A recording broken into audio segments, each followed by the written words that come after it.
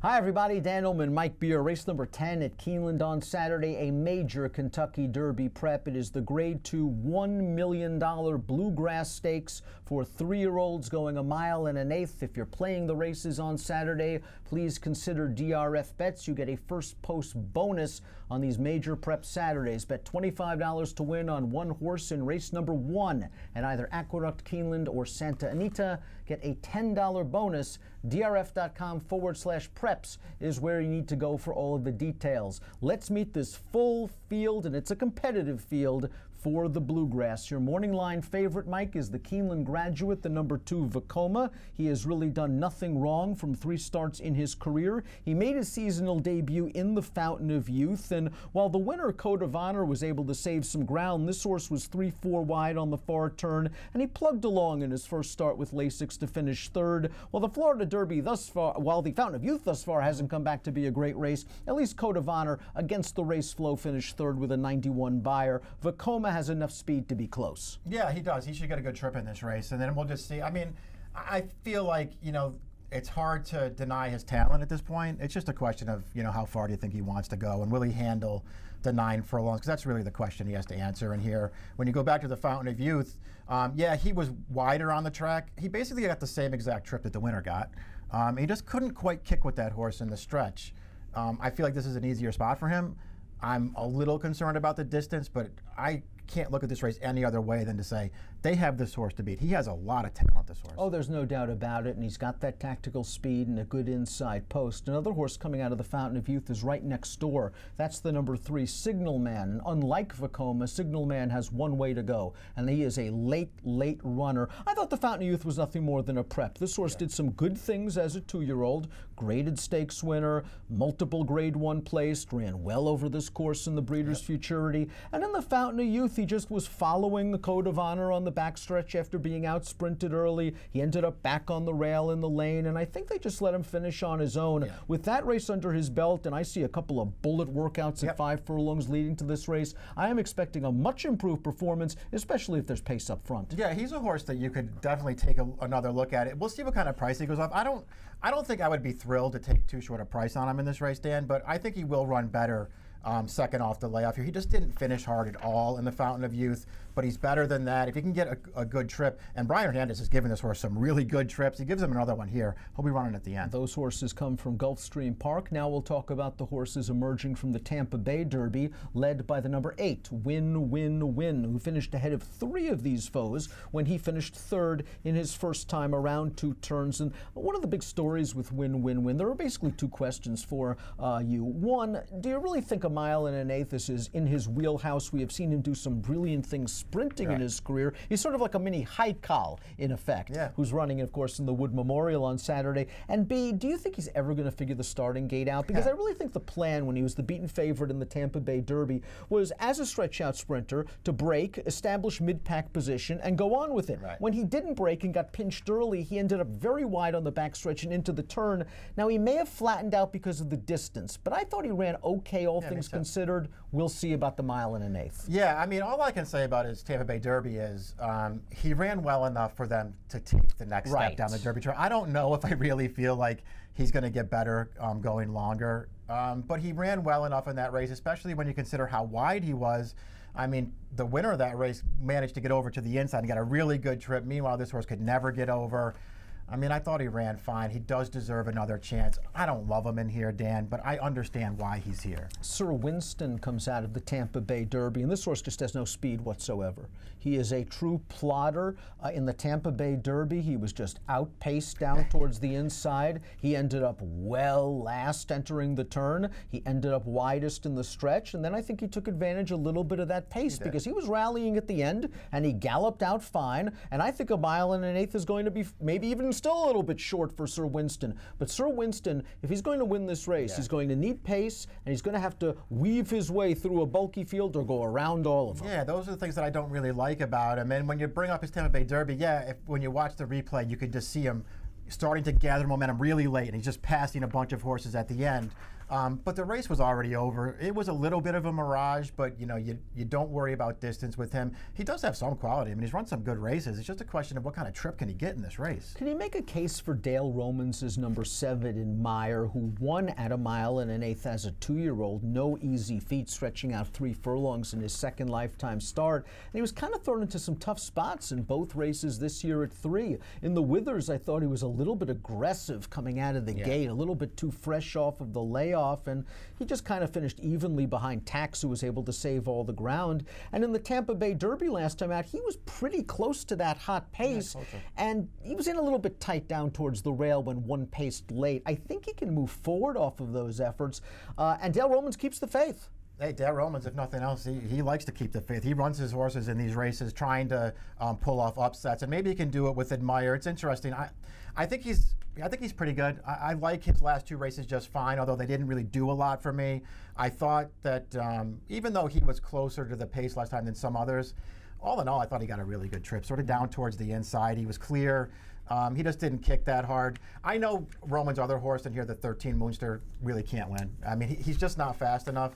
But I'm trying to keep the faith with this horse, because I really felt like at the beginning of his career, he looked like he was going to be okay. I really liked the first 2 starts of his career, and for whatever reason, he hasn't put it together since then. But this is the kind of horse who had a huge price I could use somewhere underneath. And again, he's likely to get the pace, and you could make excuses for some of his races. The Sam F. Davis was his first start of the year. He got wired by Well Defined, who got loose that day. There wasn't a lot of closing going on. And then last time out in the Jeff Ruby, while he ran just fine, it was over a synthetic surface that he didn't need to love. And you're making an interesting case for a horse that's 30-1 on the morning line. Let's talk about the 6 Dream Maker, who finished 10th in the Tampa Bay Derby. I think he might have had some excuses in that race, however. He's got a beautiful pedigree. It's too early to give up on him. I love the way he won at the fairgrounds in his first start of the year, just stalking 3 wide, taking over, and just drawing away with the greatest of ease, beating 2 next out winners, by the way. In the Tampa Bay Derby, Florent Giroux had him 3 wide going into the first turn, and I think Florent was envisioning,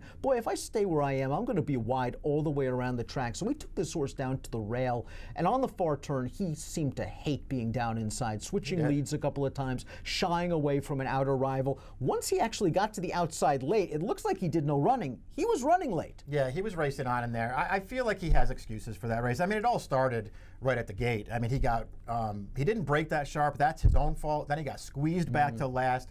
He was never in position. Did he run a great race in the Tampa Bay Derby? No. Did he run as poorly as it may look? No. He did run well in his 3-year-old debut, though. He was a hot horse on the Derby trail for about 30 seconds, and then it all went away after the Tampa Bay Derby. To me, this horse, he deserves one more chance. You know, he's a hard horse to ride. You can see it in basically all of his races. He doesn't like to be in behind horses. He doesn't like getting dirt kicked back at him. All those things are a problem in a field as big as this one. But if he can work out any kind of trip, he's got rebound potential in here. I'm going to disagree with the Timeform US Pace Projector, because they've got Vekoma out there on the lead. I would be very surprised if Javier Castellano tries to make the lead here. I think Some Like It Hot Brown will take advantage of his inside post. He actually set a pretty good clip if you look at those Timeform US Pace ratings in the Jeff Ruby Stakes at 1 1/8, and he kept right on going. Now, of course, that race was over a synthetic surface, but the distance isn't an issue. It's a great inside post. I think if they're going to win it one way, and that's going to be to try to take these horses gate to wire. I'm just not completely convinced this is a dirt horse. I'm not either. I mean, obviously you don't want to just say he's not. He's run on it once. This last race was his fine. Career debut. So who knows if he actually runs as well on dirt as he does on the other surfaces. But I like this horse, Dan. He has a lot of quality to him. He's a real good horse. He's got speed from the rail. And he's probably going to be a fair price in this race. I'm using him. Market King, the number 4, I wouldn't be surprised if he's aggressively ridden yet again for Mr. Lucas. They sent him to the front in that tougher division, arguably, of the Rebel last time out. And Omaha Beach and Game Winner are just light years better than he is at this point in his development. I think Vekoma is going to try to tuck in behind the 1 and the 4. Market King could be in a good spot if Some Like It Hot Brown decides he don't like dirt. Especially if they don't go too fast a pace. And I don't think you want to see this horse up there dueling on a fast pace. That wouldn't help his chances at all. But I liked his effort when they stretched him out for the first time.